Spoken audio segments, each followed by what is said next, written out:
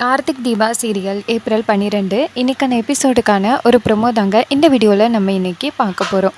எபிசோடை ஸ்டார்ட் பண்ணுறதுக்கு முன்னாடி இந்த வீடியோவை மறக்காமல் லைக் பண்ணிக்கோங்க. உங்களுடைய ஒவ்வொரு லைக்கும் அடுத்து வீடியோ போடுறதுக்கு எங்களுக்கு கொஞ்சம் இன்ட்ரெஸ்டிங்காக இருக்கும். என்ன நடக்குதுன்னா பார்த்துக்கோங்க. நம்ம அபிராமி நேராக தீபாவை பார்த்து, தீபா இனிமே நீ தான் என்னுடைய மருமக அப்படின்னு சொல்ல, அப்போ நம்ம தீபா சொல்கிறாங்க, அத்தை இனிமே என்னைய உங்கள் ஃப்ரெண்ட்ஸ் கிட்ட அறிமுகப்படுத்தும் பொழுது கார்த்தியோட பொண்டாட்டின்னு சொல்லி அறிமுகப்படுத்த மாட்டீங்கல்ல, என்னுடைய மருமகன்னு சொல்லி அறிமுகப்படுத்துவீங்கல்ல, அதை நினச்சா எனக்கு ரொம்ப சந்தோஷமாக இருக்குத அப்படின்னு தீபா சொல்கிறாங்க. அதுக்கு அபிராமி சொல்கிறாங்க, தீபா இத்தனை நாளும் நான் உன்னை புரிஞ்சிக்காமல் இருந்துட்டேன். நீ இந்த வீட்டுக்கு அம்மன் மூலமாக தான் வந்திருக்க. நான் அம்மன் கிட்ட வச்சு சாமி கும்பிட்ட தாலி தான் உன் கழுத்துக்கு வந்திருக்கு. இத்தனை நாளும் நான் அதை புரிஞ்சிக்காமல் இருந்திருக்கேன். இப்போ தான் மீனாட்சி அந்த கதையெல்லாம் சொன்னா அப்படின்னு. இதை கேட்டுட்டு நம்ம தீபா சொல்கிறாங்க, அத்தை நீங்கள் என்னை மருமகளாக ஏற்றுக்கிட்டிங்கன்னா அதை விட மிகப்பெரிய சந்தோஷம் எனக்கு வேறு எதுவுமே கிடையாது அப்படின்னு. அதுக்கு அபிராமி சொல்கிறாங்க, இங்கே பாருமா, இதுக்கப்புறம் உனக்கு எந்த பிரச்சனையும் வராது. மீனாட்சி என்கிட்ட அந்த விஷயத்த சொன்னதோட நான் என்ன திரும்பின நினச்சேன், உங்கள் 2 பேரையும் ஒன்று சேர்த்து வைக்கணும் அப்படின்னு நினச்சேன். ஆனால் அதுக்குள்ளே என்னென்னமோ நடந்து போச்சு தீபா அப்படின்னு. அப்போ தீபா சொல்கிறாங்க, அத்தை இதுக்கப்புறம் என்ன கோவம் இருந்தாலும் இந்த வீட்டை விட்டு போகிறதுக்கு என்றைக்குமே நினைக்காதீங்க அத்தை அப்படின்னு. அப்போ அபிராமி சொல்கிறாங்க, கண்டிப்பாக தீபா நான் இந்த வீட்டில் தான் இருப்பேன், என்றைக்குமே உங்களை நான் விட்டு பிரிய மாட்டேன் அப்படின்னு. அப்போ நம்ம தீபா சொல்கிறாங்க, சரித்த அப்படின்னு. அப்போ அபிராமி சொல்கிறாங்க, நானே தேடி இருந்தாலும் இப்படிப்பட்ட ஒரு மருமக எனக்கு கிடச்சிருப்பாளான்னு சந்தேகம்தான். கடவுளாக தான் உன்னை இந்த வீட்டுக்கு மருமகளாக அனுப்பியிருக்காங்க. நீ இந்த வீட்டில் உள்ள பிரச்சனை எல்லாத்தையுமே சரி பண்ணுவேன்னு எனக்கு நம்பிக்கையாக இருக்குது தீபா அப்படின்னு. அந்த நேரம் நம்ம மீனாட்சி வராங்க. மீனாட்சி வந்ததோட தீபா சொல்கிறாங்க, அத்தை அக்கா வந்துட்டாங்க அப்படின்னு. அப்போ மீனாட்சி வந்து கேட்குறாங்க, என்ன மாமியார் மருமகள் 2 பேரும் மாறி மாறி கொஞ்சிக்கிட்டு இருக்கீங்க, இங்கே என்ன நடக்குது அப்படின்னு. அதுக்கு நம்ம அபிராமி சொல்கிறாங்க, மீனாட்சி நீ அன்னைக்கு தீபாவை பற்றி சொன்னியல்ல, நான் தீபா கிட்ட அதை பற்றி தான் பேசிக்கிட்டு இருக்கேன் அப்படின்னு. அப்போ மீனாட்சி சொல்கிறாங்க, அத்தை அவளுக்கு ஒரே ஒரு விஷயந்தான் வேணும், நீங்கள் அவளை மன்னிக்கணும், மருமகளாக ஏற்றுக்கணும் அப்படின்னு. அதுக்கு நம்ம மீனாட்சி சொன்னதை கேட்டுட்டு அபிராமி சொல்கிறாங்க, தீபாவை நான் என்றைக்கோ மருமகளாக ஏற்றுக்கிட்டேன், தீபா தான் இந்த வீட்டோட மருமக அப்படின்னு. அப்போ மீனாட்சி சொல்கிறாங்க, அத்தை உங்கள் செல்ல மருமகளை பார்த்துக்கிட்டு இந்த மருமகளை மறந்துடாதே அப்படின்னு. அதுக்கு அபிராமி சொல்கிறாங்க, மீனாட்சி நான் உன்னை என்றைக்குமே நான் மறக்க மாட்டேன், நான் எதுக்காக உன்னை பார்க்க வந்திருக்கேன் தெரியுமா அப்படின்னு. அதுக்கு நம்ம மீனாட்சி கேட்குறாங்க, அத்தை நீங்கள் என்ன சொல்ல போகிறீங்கன்னு எனக்கு தெரியும், என்னை மறுபடியும் அந்த வீட்டுக்கு கூப்பிடுவீங்க, ஆனால் அந்த வீட்டுக்கு வர்ற அளவுக்கு என் மனசு இன்னும் பக்குவப்படலத்தை அப்படின்னு. அதுக்கு அபிராமி சொல்கிறாங்க, இங்கே பாரு கண்டிப்பாக பிரச்சனை எல்லாத்தையும் சால்வ் பண்ணுறேன் வாமா அப்படின்னு. அப்போ மீனாட்சி சொல்கிறாங்க, அத்தை என்னால் அந்த வீட்டுக்கு வந்துட்டு அவருடைய முகத்தில் முழிக்க முடியாது அப்படின்னு. அப்போ தீபா கேட்குறாங்க, அக்கா அதான் அத்தை கூப்பிடுறாங்கல்ல, கண்டிப்பாக ஏதாவது ஒரு சொல்யூஷன் வச்சு தான் கூப்பிடுவாங்க, வாங்க அக்கா போகலாம் அப்படின்னு. மீனாட்சியும் சரி அப்படிங்கிறாங்க. இன்னொரு பக்கம் அந்த ஐஸ்வர்யா அவங்க ஹஸ்பண்ட் கிட்ட பேசிக்கிட்டு இருக்காங்க. அருண் கேட்குறாரு, ஐஸ்வர்யா இந்த சொத்தில் உனக்கு இன்ட்ரெஸ்ட் இருக்கா அப்படின்னு. அப்போ ஐஸ்வர்யா சொல்கிறாங்க, என்னங்க இப்படி சொல்கிறீங்க, இந்த 5000 கோடி சொத்தும் நமக்கு வந்தால் எப்படி இருக்கும், என் வயிற்றில் வளர்கிற குழந்தைய பற்றி யோசனை பண்ணி பார்த்தீங்களா, நாளைக்கு இன்னொருத்தர்கிட்ட கையேந்தி கேட்கக்கூடாது, என் குழந்தை அப்படியே தலை நிமிந்து ராஜா மாதிரி வாழணும் அப்படின்னு. அதுக்கு நம்ம அருண் சொல்கிறாரு, சரி ஆனால் அதுக்கு சொத்தை பிரித்து தான் வாங்கிட்டு போகணும்னு அர்த்தம் இல்லையே, இப்போ கூட அம்மா உன்னை ராணி மாதிரி தானே பார்த்துக்கிறாங்க அப்படின்னு. அதுக்கு ஐஸ்வர்யா சொல்கிறாங்க, அதெல்லாம் இல்லை, இன்னுமே நம்ம கார்த்திகிட்ட தான் கையேந்தி காசு கேட்டுக்கிட்டு இருக்கோம், அந்த சூழ்நிலை மாறணும், முக்கியமாக இந்த வீடு தாங்க, இந்த வீடு எப்பேற்பட்ட வீடு தெரியுமா,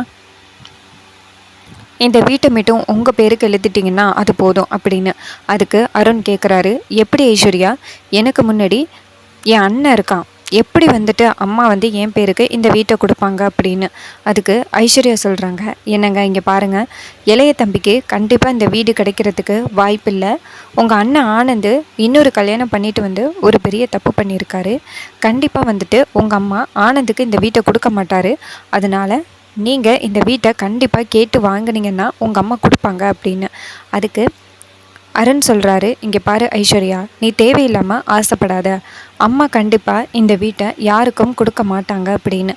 அதுக்கு ஐஸ்வர்யா சொல்கிறாங்க, இங்கே பாருங்கள் என்ன நடந்தாலும் சரி, நீங்கள் எப்படியாவது சண்டை போட்டாவது இந்த வீட்டை உங்கள் பேருக்கு வாங்கி தான் ஆகணும் அப்படின்னு. இன்னொரு பக்கம் அருண் நினைக்கிறாரு, இவ என்ன சொத்துன்னு ஆடிக்கிட்டு இருக்கா அப்படின்னு. இன்னொரு பக்கம் அந்த ரியாவை காமிக்கிறாங்க. ரியா அவங்க ஹஸ்பண்ட் கிட்ட சொல்கிறாங்க, இங்கே பாருங்கள் ஆனந்த், நீங்கள் தான் இந்த வீட்டோட மூத்த மகன். இந்த வீட்டோட எல்லா உரிமையும் உங்ககிட்ட இருக்குது. அதனால் நீங்கள் இந்த வீட்டை கேட்டு வாங்கலாம் அப்படின்னு. அதுக்கு ஆனந்த் கேட்குறாரு, ஆமாம் ரியா, சட்டப்படி பார்க்கும் பொழுது எனக்கு தான் இந்த வீடு வரும் அப்படின்னு. அதுக்கு ரியா சொல்கிறாங்க, என்னங்க நீங்கள் தப்பு பண்ணிட்டீங்க அப்படின்னு சொல்லி கண்டிப்பாக உங்களுக்கு சொத்து கொடுக்கக்கூடாதுன்னு முயற்சி பண்ணுவாங்க. அதையெல்லாம் தகர்த்துட்டு நீங்கள் எப்படியாவது இந்த சொத்தை உங்கள் பேருக்கு எழுதி வாங்கணும் அப்படின்னு. அதுக்கு ஆனந்த் சொல்கிறாரு, ஆமாம் ரியா, நான் ஆசைப்பட்ட பொண்ணு ஒருத்த லவ் பண்ணி காதலித்து கல்யாணம் பண்ணியிருக்கேன். ஆனால் அது பிடிக்காமல் இந்த வீட்டில் உள்ளவங்க ஏன் மேலே தப்பு சொல்கிறாங்க. ரியா, நான் கண்டிப்பாக சொல்கிறேன், இந்த வீடு எனக்கு தான் வரும், நீ கவலைப்படாத. இந்த வீட்டோட மகாராணியாக உன்னைய மாற்றுறேன் அப்படின்னு. இதை கேட்டுட்டு ரியா சொல்கிறாங்க, ரொம்ப தேங்க்ஸ் ஆனந்த் அப்படின்னு. இன்னொரு பக்கம் நம்ம கார்த்தியை காமிக்கிறாங்க. நம்ம தீபா கேட்குறாங்க, கார்த்திக் சார், உங்களுக்கு இந்த சொத்து மேலே விருப்பம் இருக்கா அப்படின்னு. அப்போ கார்த்தி சொல்கிறாரு, தீபா, எனக்கு இந்த சொத்தில் எந்த வித விருப்பமும் கிடையாது. அம்மாவும் அப்பாவும் என் கூட இருந்தாலே போதும் அப்படின்னு. அதுக்கு தீபா சொல்கிறாங்க, இதை தான் சார் நானும் சொல்லணும்னு நினச்சேன், அத்தையும் மாமாவையும் நம்ம கூடயே வச்சுப்போம் அப்படின்னு. அப்போ கார்த்தி சொல்கிறாரு, ஆமாம் தீபா அப்படின்னு. அப்போ நம்ம தீபா யோசிக்கிறாங்க, அத்தை ரொம்ப பாவம், என்ன முடிவு எடுக்க போகிறாங்கன்னு தெரியல அப்படின்னு. இன்னொரு பக்கம் சீனை சிப் பண்ணி அந்த அபிராமியை காமிக்கிறாங்க. அபிராமியும் மீனாட்சியும் வீட்டுக்குள்ளே வராங்க. அப்போ நம்ம அபிராமி சொல்கிறாங்க மீனாட்சி கிட்ட, மீனாட்சி, இந்த வீட்டோட முழு உரிமையும் உன்கிட்ட இருக்குமா, நீ வீட்டுக்குள்ளே வா அப்படின்னு. அதுக்கு மீனாட்சி சொல்கிறாங்க, அத்தை, அவள் இருக்கிற இடத்துல கண்டிப்பாக என்னால் வரவே முடியாதுத்த அப்படின்னு.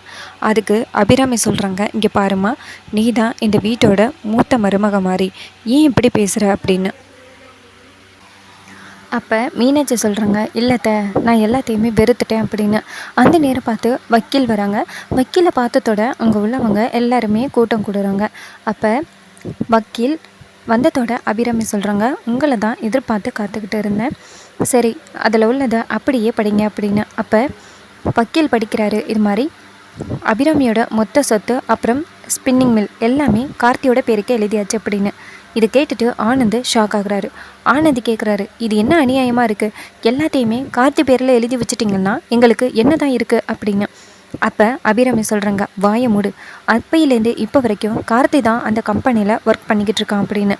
அப்போ ஆனந்த் சொல்கிறாரு, நானும் அந்த கம்பெனியில் ஒர்க் பண்ணியிருக்கேன் அப்படின்னு. அப்போ நம்ம அபிராமி சொல்கிறாங்க, இங்கே பாரு, ஏதோ பிஸ்னஸ்ன்னு சொல்லிட்டு மும்பை ஓடி போயிடுவேன், அருணுக்கும் அந்த தொழிலுக்கும் சம்மந்தமே கிடையாது, அப்படி இருக்கையில் யார் அதிகமாக ஒர்க் பண்ணுறாங்களோ அவங்களுக்கு தானே நான் எழுதி வைப்பேன் அப்படின்னு. அப்போ ஆனந்த் சொல்கிறாரு, இது வரைக்கும் கார்த்தி அங்கே ஒர்க் பண்ணி நான் பார்த்ததே கிடையாது, வேணும்னா நான் சவால் விடுறேன், கார்த்தி அங்கே லேபராக ஒர்க் பண்ணட்டும், அப்படி அவன் லேபராக ஒர்க் பண்ணிட்டா நான் இந்த சொத்தை பற்றி பேச மாட்டேன் அப்படின்னு. அப்போ கார்த்தி சொல்கிறாரு, சரி அப்படியா என்ன, நீ மட்டும் அந்த ஸ்பின்னிங் மில்லில் நான் நல்லா ஒர்க் பண்ணுறேன், அப்படி நான் ஒர்க் பண்ணி நல்ல விதமாக வந்துட்டேன்னா நீ இந்த சொத்தை பற்றி பேசவே கூடாது அப்படின்னு. அதுக்கு ஆனந்த் சொல்கிறாரு, சரி கார்த்தி, நான் இதை ஒரு சவாலாகவே எடுத்துக்கிறேன் அப்படின்னு. கார்த்தி நேராக ரூமுக்கு போயிட்டு அந்த தீபா கிட்ட சொல்கிறாங்க, தீபா, நான் கண்டிப்பாக அங்கே நல்லா ஒர்க் பண்ணுவேன் அப்படின்னு. அப்போ தீபா சொல்கிறாங்க, சார் நீங்கள் ஒர்க் பண்ணுவீங்க, பிரச்சனையே இல்லை சார், ஆனால் மற்றவங்க யாராவது உங்ககிட்ட பிரச்சனை பண்ணால் என்ன பண்ணுறது அப்படின்னு. அப்போ கார்த்தி சொல்கிறாரு, அதெல்லாம் நான் பார்த்துக்கிறேன் தீபா அப்படின்னு சொல்லிட்டு லேபர் ஒர்க்குக்கான ட்ரெஸ்ஸை போட்டுக்கிட்டு கார்த்தி வெளியில் இறங்கி வராரு. அப்போ நம்ம தீபா கார்த்திக்கு 90 பூசி சாமி கும்பிட வச்சு அனுப்பி வைக்கிறாங்க. இன்னொரு பக்கம் ஆனந்த் சொல்கிறாரு, என்ன கார்த்தி, கார்லையா போகிற, காரில் போகக்கூடாது அப்படின்னு. அப்போ தீபா சொல்கிறாங்க, உங்கள் வேலை என்னமோ அதை பாருங்கள் சார், நீங்கள் காரில் போங்க சார் அப்படின்னு. அப்போ கார்த்தி சொல்கிறாரு, அண்ணன் சொல்கிறது சரிதான், லேபராக இருந்தால் லேபர் மாதிரி தான் ஒர்க் பண்ணணும், லேபர் மாதிரி தான் இருக்கணும், நான் பைக்கில் போய்க்கிறேன் அப்படின்னு சொல்லிட்டு நம்ம கார்த்தி பைக்கில் கிளம்புறாரு. இன்னொரு பக்கம் இதை பார்த்துட்டு ஐஸ்வர்யா யோசிக்கிறாங்க, இது ஒரு நல்ல வாய்ப்பு, இந்த வாய்ப்பை பயன்படுத்தி கார்த்தியையும் அபிராமியையும் பிரிக்கலாம் அப்படின்னு நினைக்கிறாங்க. ரொம்பவே இன்ட்ரெஸ்டிங்காக எபிசோடு கொண்டு போகிறாங்க. இது வரைக்கும் இந்த வீடியோவை பார்த்தா உங்கள் எல்லாருக்குமே ரொம்ப நன்றி. தேங்க்ஸ் ஃபார் வாட்சிங்.